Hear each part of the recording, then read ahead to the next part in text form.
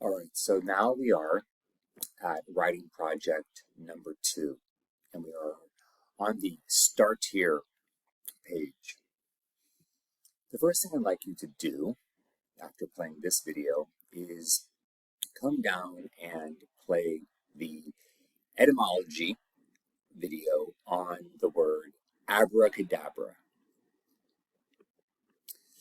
The reason why I think that video will be very helpful for you, the one on abracadabra, is it gets at the idea, the very important idea, the important idea that is somewhat at the heart of this writing project number 2, that is to know the definition of a word is not at all the same thing as to understand what a word means. That video, I think, does a very good job of showing that. As we then move forward, not with the word abracadabra, with the concept that the video illustrates through using the word abracadabra, as we move forward into, again, writing project number 2, you will see the general flow of the kind of pattern of this writing project will be largely similar to the first writing project. The one with it's easier to say what blank is not than what it is. What you'll want to do is still click through the various steps and stages of this module, get a sense of the demands, responsibilities, duties, workload, due dates, points, etc. And as well as, of course, the learning objectives and the outcomes and the overall sort of end of unit project.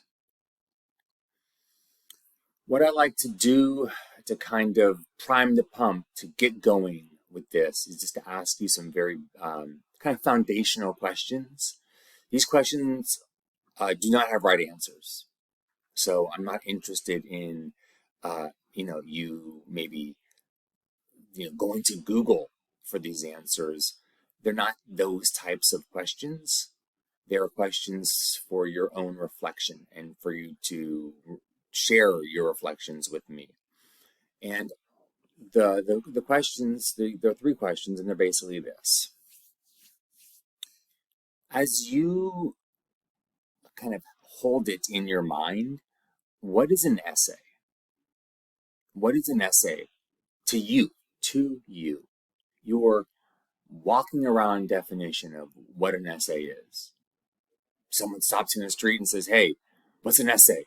You're like, and then you like blurt out something. Like, what is it that you blurt out?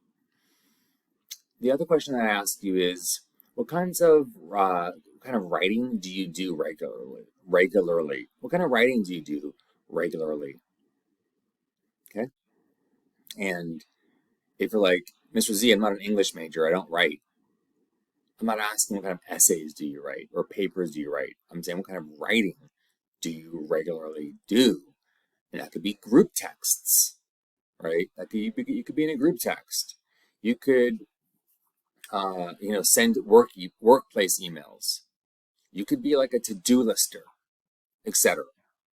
And then just to kind of get going with the overarching theme of this unit, what is something big or small that has either recently or in the past brought you delight?